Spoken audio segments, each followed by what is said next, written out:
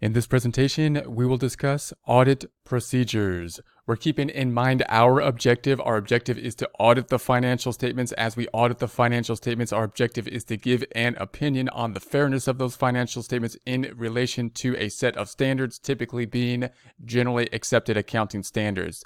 To do that, we're going to go through audit procedures. And as we go through the audit procedures, we're going to document that evidence in order to support our opinion.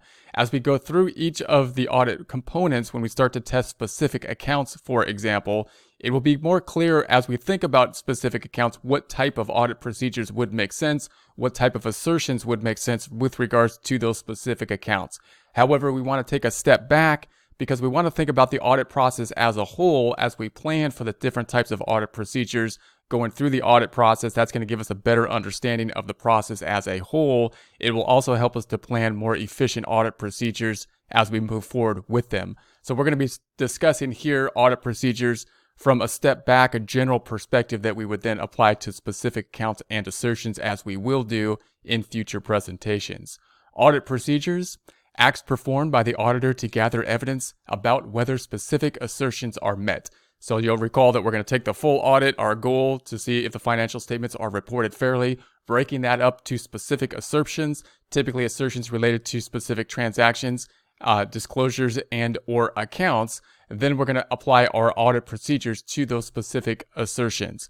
The grouping of the audit procedures will include risk assessment procedures, test of controls, and substantive procedures. So we're going to have the risk assessment, then we're going to go through the test of controls. You'll recall we're going to test the controls, which is kind of like the bureaucracy, the process, the checks and balances that are in place. Then we move to the substantive tests. The substantive tests are the ones that would come to most people's mind if we were going to just start to test things. We would go through and say, hey, let's take a look at these accounts. Let's go through substantive tests related to those accounts. But before we do that, within the planning stage, we have audit procedures related to the risk assessment, then the test of controls, which we must rely on to some degree, especially for large publicly traded companies, then put together the substantive tests, which of course we can limit, hopefully, due to the fact that we're going to fill up some of the bucket of evidence, which we'll talk about this kind of bucket analogy of filling up the bucket to get enough evidence in future or a future part of this presentation. Audit program: set of audit procedures prepared to test assertions for a component of the financial statements. So we're going to put together then an audit program within the planning stage. And the audit program, once again, a set of audit procedures prepared to test assertions, the assertions by management, for a component of the financial statement. So we break the financial statements down into components in order to assess certain assertions with tests. We're going to come up with those tests and put them together in the format of an audit program.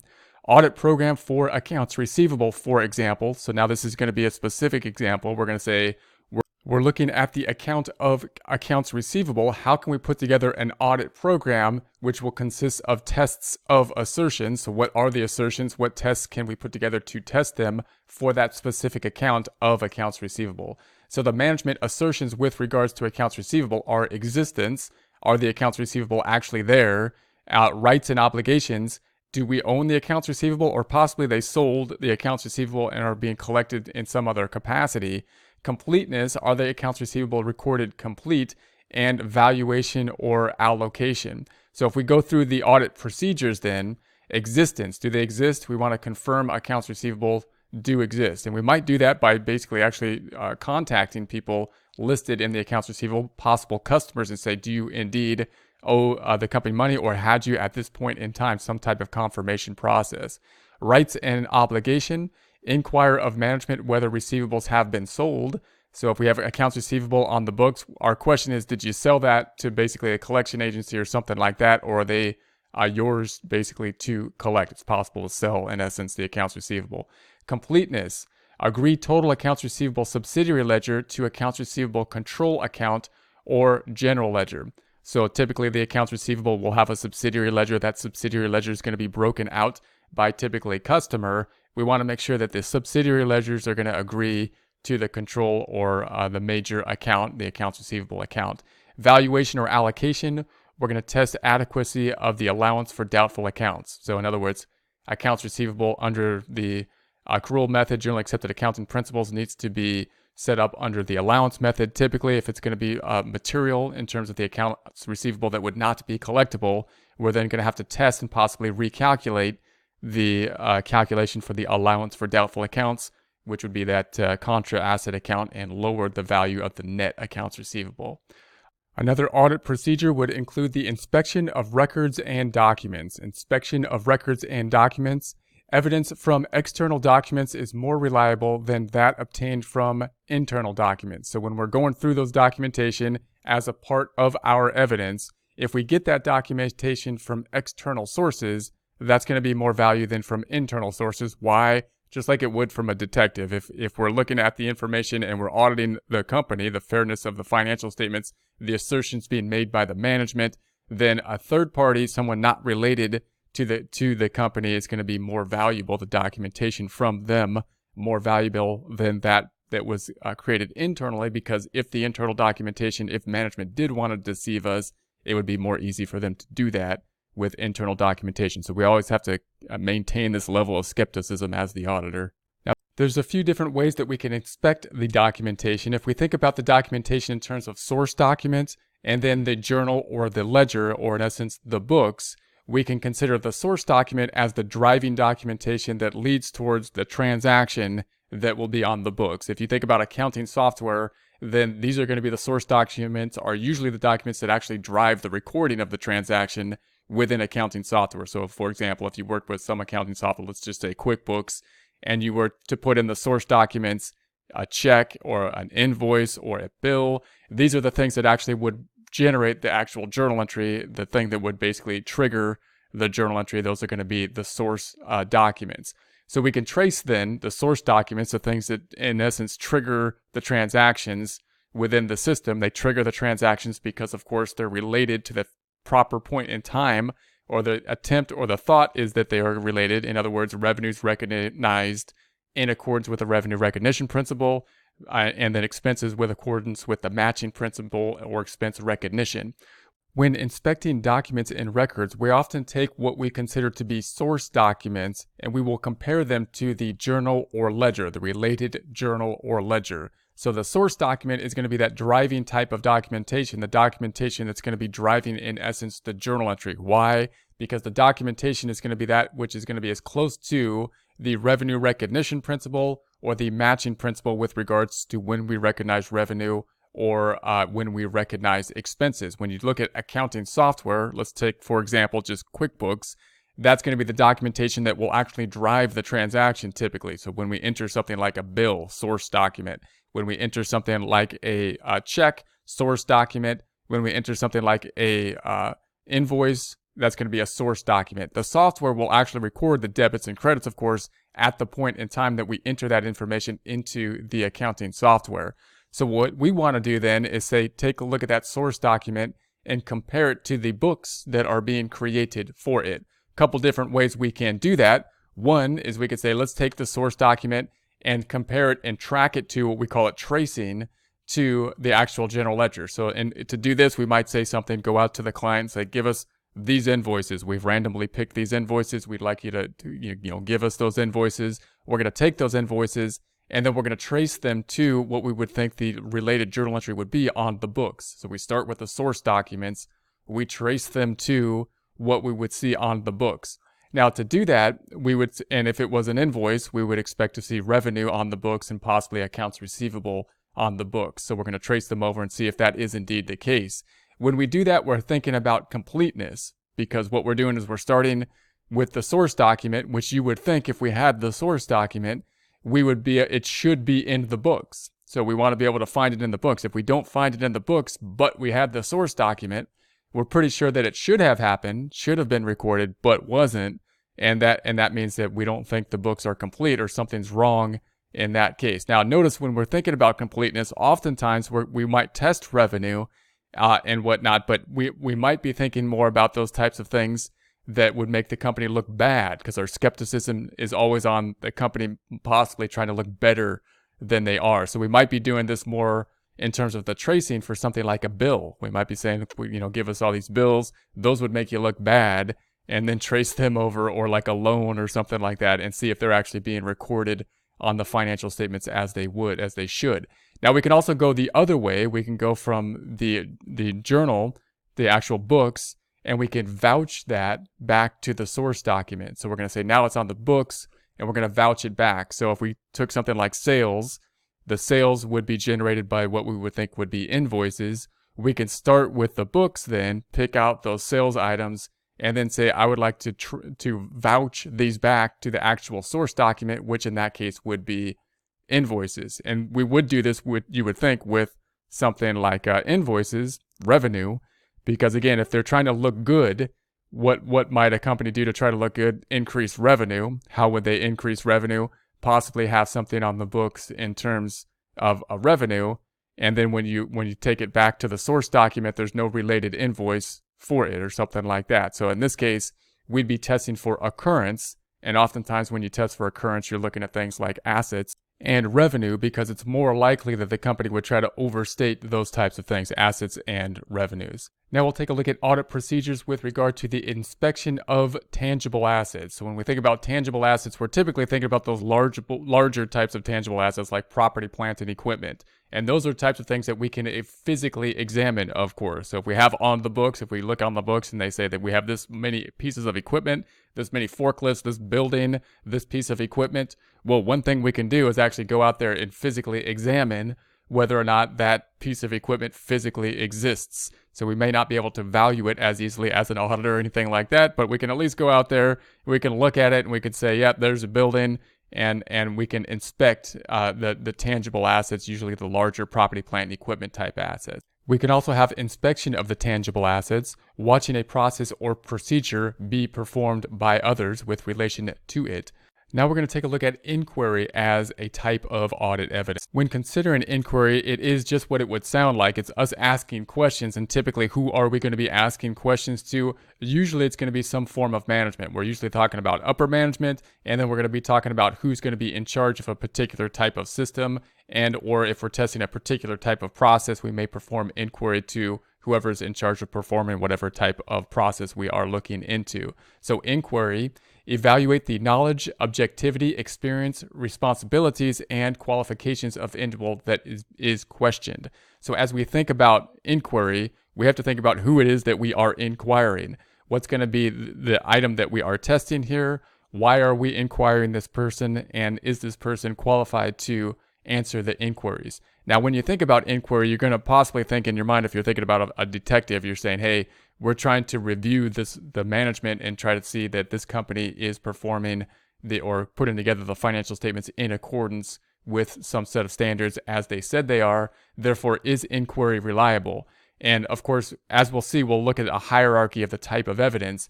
Inquiry isn't the most reliable type of evidence, but just like a detective would, we have to go in and of course, inquire, document the inquiry, and then treat it as we would any other type of piece of evidence, even though it may not be the most high valued evidence as would evidence that would be from, say, a third party that's not related to the types of assertions that we're trying to test for. So inquiry is a really important thing to keep in mind. Format questions to be clear, concise, and relevant. When we ask the questions, we want to say what's the actual assertion that we are looking for. We want to format the questions that are going to be very clear with regards to the specific assertion that we are inquiring about, so that we can document the answers and have our audit evidence that we need to complete the audit. Understand and use both open and closed format questions. So we want to be pretty good at being able to ask questions when we think about these different types of inquiry formats. So when we're trying to get broad knowledge about, say, the environment or the culture of the organization, we might be asking more open questions. You know, what does management think about internal controls? What do they think about, the auditing process? What do they think about financial statements and the accuracy of financial statements? These are all open-ended questions that someone could just, go on a story about.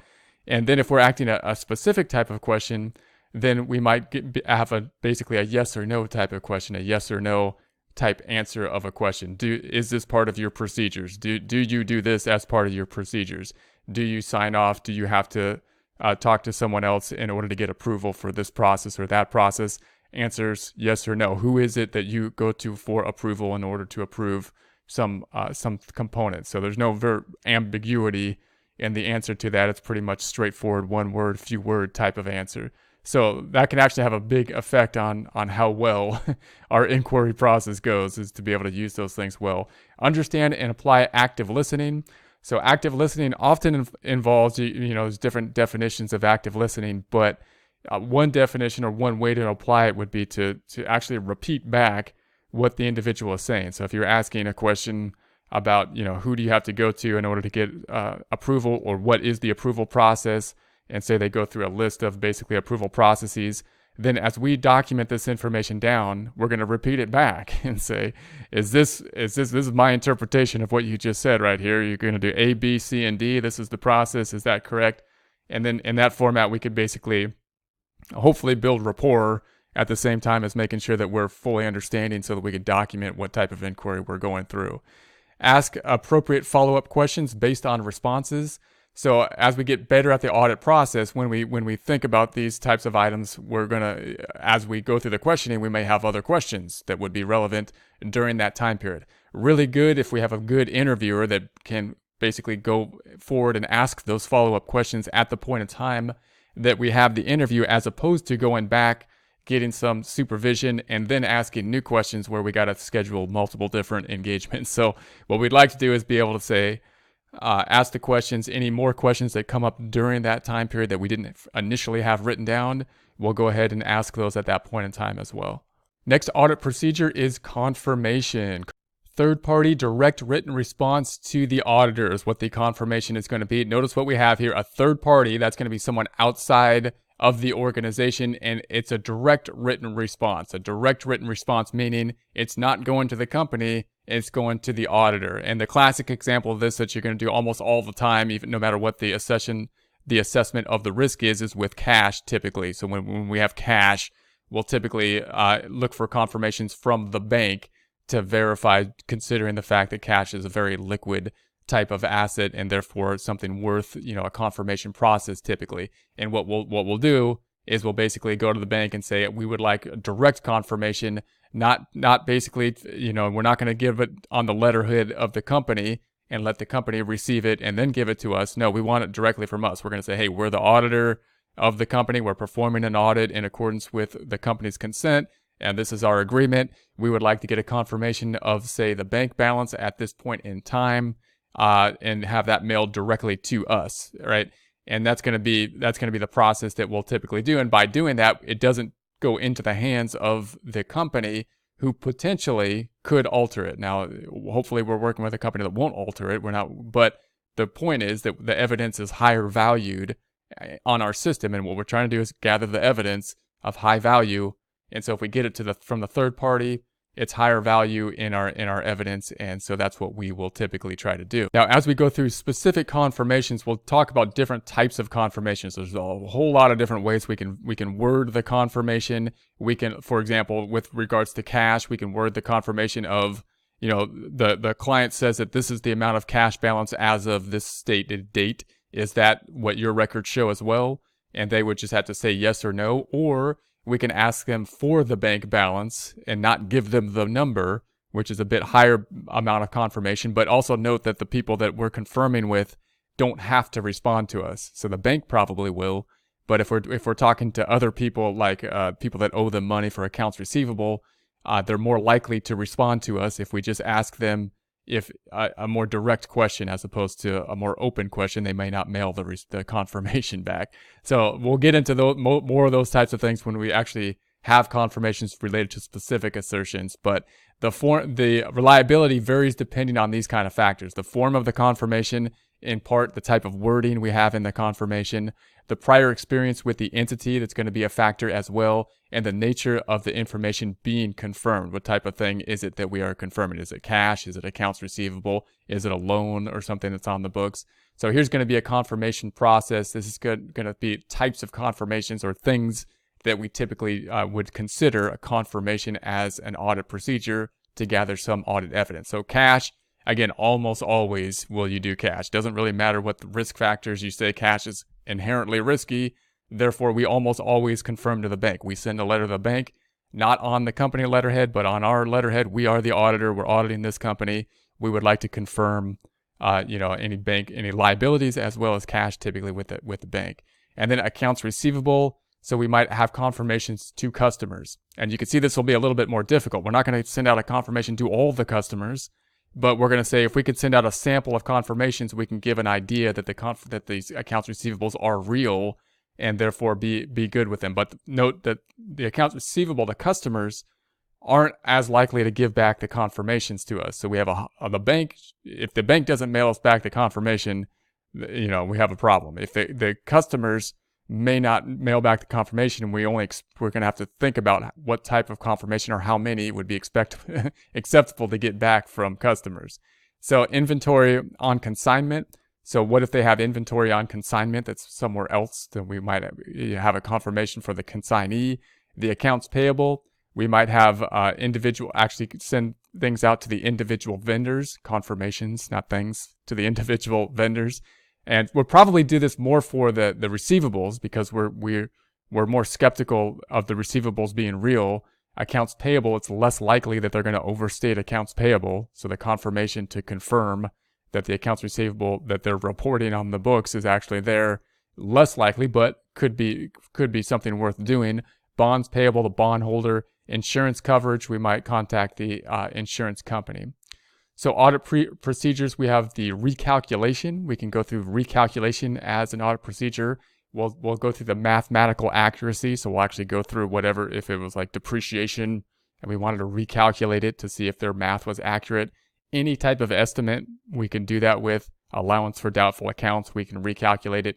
If it's something a little bit more complicated than the recalculation, we could reperform it where the auditor executes procedures or controls. So that might include something that's a little bit more complex of a procedure than just the recalculation, but we'll go through those procedures and see if we come out to the same or similar number, something that's in the ballpark, hopefully, to the number that's being used, to see if the process that they're putting in place for the calculations and the procedures are in alignment with generally accepted accounting principles. Then we have analytical procedures as a form of audit procedure. Examination of financial information made by a study of plausible relationships in both financial and non-financial data, as well as scanning, which can be defined as reviewing account data to identify significant or unusual items to test. I would consider the analytical procedures as something usually that you would do in the office. So if we're in the auditing office, basically the analytical procedures, we can usually get the data, we get the financial statements, we can run ratio analysis, we can say, compare this year to last year, look at the dollar differences, look at the percentage differences year over year, comparing relationship ratio analysis within the current year, and we can look for different types of relationships or unusual items within those relationships or changes that we may want to further dig into as part of the audit evidence, and just consider within, you could think of it kind of a scanning process to consider whether the relationship of the numbers look reasonable, or if there's items within the relationship of numbers that look unreasonable or worth us looking into further due to changes year over year or to industry standards or something else of that nature. Now that we've looked at some of this data, the different type of evidence, we want to consider the hierarchy of evidence. When we put together these procedures, we're going to be thinking about how are we going to put together these procedures, and we want to do so in the most efficient way. So we have the lower procedures that are going to be less evidence. So we were to think about a court case type of scenario. This evidence is good. It fills up the bucket of evidence, but it's not as good of evidence as the higher evidence that we would like over here. So if we only had one piece of evidence, we want the higher evidence rather than the lower evidence. The lower evidence is going to be the observation and the inquiry. So obviously, if we're just going to ask them something and they're the person that we are judging as to whether they're putting the financial statements in accordance with a set standards such as generally accepted accounting principles, they're just saying so is worth something, right? It's worth something, but it's not the highest degree of evidence because they're the people that we're looking into in terms of testing on the procedures. So we want inquiry, we want observation, but those aren't going to be the highest forms of evidence that we can have. We want them, we're going to have them, we're going to fill the bucket with them, but there's not going to be anything in the bucket. That's not going to be the only thing in the bucket. And we'll get to the bucket analogy shortly here. And then we have inspection of records and documents. So to inspect the records and documents, the confirmation, the analytical procedures, and the scanning. These are all in the mid-level.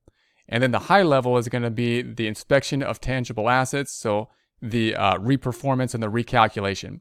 So in essence, if you think about the high level, that's of course going to be the stuff that we do as the auditor. We're going to we've recalculated, we've redone it here, we've reperformed, recalculated, we went and inspected it, and so we can rely on ourselves as basically the auditors, the people that are in charge of reviewing. At the mid-level, notice we have the inspection of the records, we have confirmations of going to be the third party, which is better than the internal confirmation, analytical procedures, comparing to see if there's going to be differences or changes from year over year, other type of analytical and scanning, and then of course the stuff that's going to be more dependent on the people that we are kind of judging in terms of whether or not they put the financial statements together fairly is going to be the lowest portion of evidence, yet still applicable.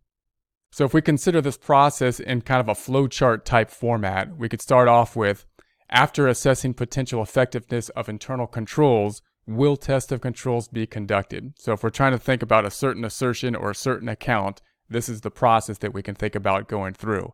We have, after assessing potential effectiveness of internal controls, so we discuss whether the controls are effective or not. Then the question is, should we have further testing on the controls?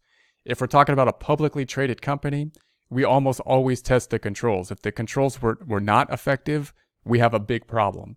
And you couldn't complete the audit because we wouldn't be able to do it within the time frame. We have to test the controls and rely on the controls to some degree. If you have a small company, it may not be that case if it's a non-publicly traded company. So then we're going to do the test of controls. We're going to apply our tests of the controls, the bureaucracy, and then we can then we ask the question, can effective and efficient substantive analytical procedures be done? So in the case of this question one, anytime we have a red box, by the way, that means that we have a question of a yes or no. We have a yes or no answer. If the question up here was no, then we'd go straight down to this question, can effective and efficient substantive and analytical procedures be done? The only time this would be no to this question up top would typically be for a non-publicly traded company, which may not have effective internal controls because they're small. Publicly traded companies must have internal controls. If the answer is no, then we probably can't complete the audit within the time period that would be needed. Then if we're going to start from here now, and we're going to go forward, we're going to say, perform substantive analytical procedures. So if they can be done, then we will do them. Is additional substantive evidence needed? So then we ask the question, do we need more evidence at that point in time? If the answer is yes, then we're going to perform substantive tests of details on transactions and or balances, and then we're going to have the documentation. Going back up to this red box, if the answer was no, then we're going to have, are there any performed substantive tests of details on transactions, and then do the documentation. If here the answer is no, do we need any additional tests, and the answer is no, then we go to the documentation. So bottom line, typical type of transaction, after assessing the internal controls, we then typically test the internal controls. And then once we test the internal controls, can effective and efficient substantive analytical procedures be done? Usually the answer is yes. And so we're going to say yes, perform substantive analytical procedures. Once that's done, we ask the question, given that evidence, do we need more substantive procedures? If the answer is yes, we do more.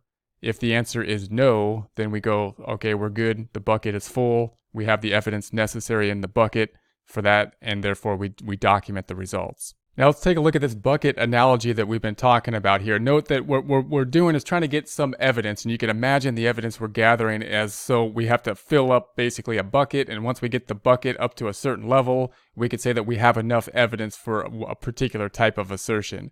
So we might think that we have the risk assessment procedures as part of our process of filling up the bucket of evidence. Then we have the test of controls, because the controls are going to be something that we're going to need to depend on.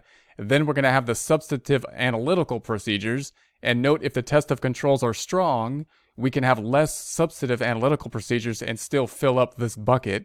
And then we have remaining assurance needed from test of details. So we have risk assessment procedures. And so we assess the level of risk. Then we do the test of controls, and that's going to give us some evidence, but probably not enough.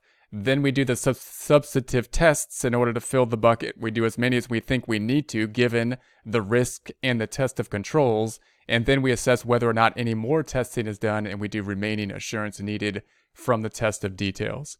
Another useful way to imagine this is to consider, as we go through the auditing process, when we think about starting off the audit, we often think that we're just going to go through the balance sheet account and test each line item. And we can kind of think of it that way, but we want to plan the audit so that we're filling up the buckets as we go. So if this was one particular assertion or one particular account that we're trying to find assertions related to, assertions of completeness, accuracy, cutoff, presentation, disclosure, existence or occurrence, valuation, rights, and obligations, as we go through planning the audit, we have the test of controls, substantive tests, tests of details, and these things will actually fill up the bucket for multiple different accounts possibly, or multiple different assertions as we go. And as we do that, we want to basically note which buckets are being filled up so that we can limit the amount of work that we're going to do. So for example, when we go through the controls testing and risk assessments, we might start to fill up some of these buckets related to this assertion: completeness, accuracy, cutoff, existence, and whatnot. And then when we go to the substantive testing, then we could say, well, this is going to start to fill up these buckets here, and we can start to consider which buckets need to be more filled up at this point in time. It's not a straightforward process like we work on one bucket at a time. We're trying to plan the audit process so that we do the least work as possible. If we can do one procedure that fills up multiple buckets or something like that, then we're going to try to do that. Then we have the test of details, which once again could fill up these buckets, and you have that overlap. And our goal, of course, is to get enough evidence to fill each assertion's bucket to say that we have enough evidence for that assertion to make a conclusion on that particular assertion.